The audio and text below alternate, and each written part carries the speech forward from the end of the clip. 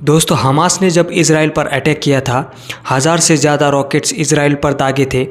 तब इज़राइल के prime minister Netanyahu ने इज़राइल की पूरी जनता से ये वादा किया था कि इसका जवाबी हमला होगा और इसका अंत हमास के वजूद मिटाने से ही होगा। और ठीक वैसा ही हुआ। नेतन्याहू ने गाज़ा स्ट्रिप पर हमला कर दिया और हमास के मिलिटेंट को पूरी तरीके से मिटाने की कोशिश की गई। और ये हमला अब दिन ब दिन बढ़ रहा है।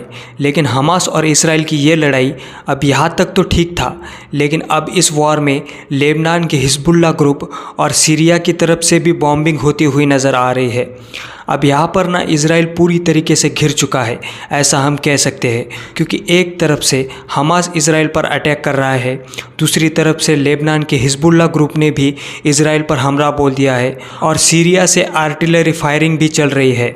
अब ये लेबनान और सीरिया का हमला हमास की तरह स्ट्रॉन्ग तो नहीं है, लेकिन आगे आने वाले समय में ये दोनों देश इज़राइल की नाक में दम कर सकते हैं, ऐसा कहा जा रहा है। अब ये इज़राइल के लिए चिंता का विषय बन चुका है। लेकिन ये जो सीरिया और लेबनान की तरफ से इज़राइल पर हमला हो रहा है, इसके क्या रीज़न्स है और ये आगे जाकर इज़राइल के लिए कितने खतरनाक साबित हो सकते हैं, आइए जानते हैं। लेकिन उससे पहले आपको हमारी ये मेहनत अच्छी लगे तो हमारे चैनल स्टे अपडेटेड बाय वेदांत को सब्सक्राइब कीजिए। अब ये इंडिया टुडे की हेडलाइंस को पढ़े। यहाँ पर उन्होंने कहा है कि war with Hamas clashes with Lebanon and Syria, how Israel faces attack on 3 fronts. यानी कि 3 दुश्मन के अटैक्स को इज़राइल अब किस तरीके से फेस करेगा, ये एक बहुत बड़ा सवाल यहाँ पर बन चुका है। अब यहाँ पर अमेरिका, यूके और कई बड़े बड़े देश इज़राइल के सराउंडिंग देशों पर प्रेशर बना रहे हैं कि वो इस वॉर के बीच में ना पड़े। अमेरिका ने तो अपनी नेवी शिप्स मेडिटेरियन सी में तैनात कर दी है ताकि वो इज़राइल को हेल्प करे। लेकिन इसका एक और अल्टीमेट रीज़न ये है कि इससे बाकी देश खामोश रहेंगे, वो इस वॉर के बीच में नहीं पड़ेंगे। अब यहाँ पर इज़राइल और सीरिया कह लीजिए या फिर इज़राइल लेबनान कह लीजिए, ये कॉन्फ्लिक्ट तो कोई नया नहीं है, ये सालों से चल रहा है। और इस बात की आशंका सबको थी कि इज़राइल पैलेस्टाइन के बीच अगर कोई वॉर सिचुएशन हो जाती है तो इसमें लेबनान और सीरिया भी इज़राइल पर हमला कर सकता है।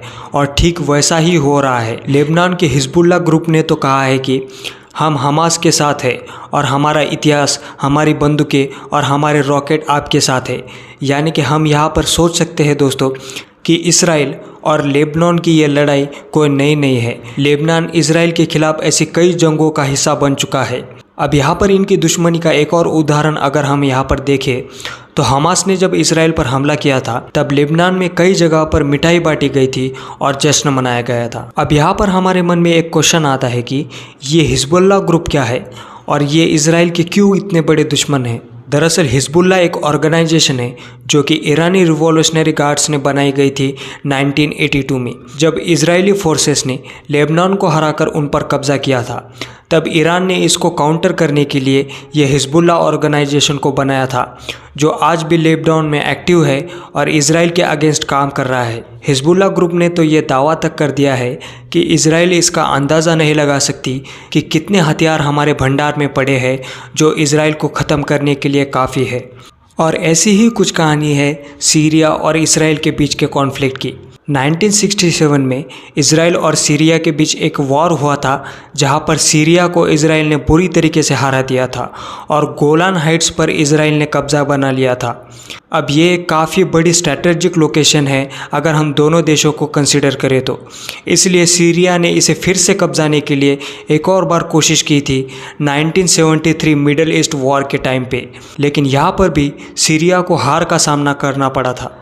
अब यहाँ से हमें पता चलता है कि इजराइल और सीरिया की ये दुश्मनी भी लेबनान की तरह बहुत पुरानी है और इसलिए वो पैलेस्टाइन को सपोर्ट करता आ रहा है। फिर उन्हें भड़काना हो या फिर वेपन्स प्रोवाइड करना हो, टेररिस्ट एक्टिविटीज़ के लिए फंडिंग करना हो, ये सारी चीज़ें हमें सीरिया और लेबनान से हमेशा से ही देखने को मिल रही है इजराइल के अगेंस्ट। इसलिए अब ये इजराइल और हमास के बीच का ये वॉर अब धीरे धीरे बड़ा रूप लेने लग रहा है, जिसमें अब सीरिया और लेबनान भी शामिल हो चुके हैं।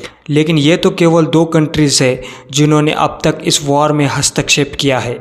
लेकिन इजराइल के दुश्मन कंट्रीज़ में और भी कई कंट्रीज शामिल है, जैसे कि इजिप्ट, ईरान, जॉर्डन।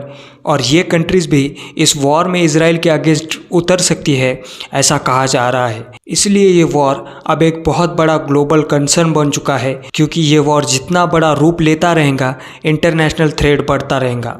लेकिन अब देखना यह है कि इजराइल इस सिचुएशन को किस तरीके से हैंडल करता है। तो इस मामले में आगे क्या होगा हम आपको इसकी खबरें देते रहेंगे, लेकिन फ़िलहाल के लिए इतना ही। तो आपको ये वीडियो कैसे लगी हमें कमेंट सेक्शन में ज़रूर बताइए और ऐसे ही वीडियोज़ के लिए चैनल को सब्सक्राइब कीजिए।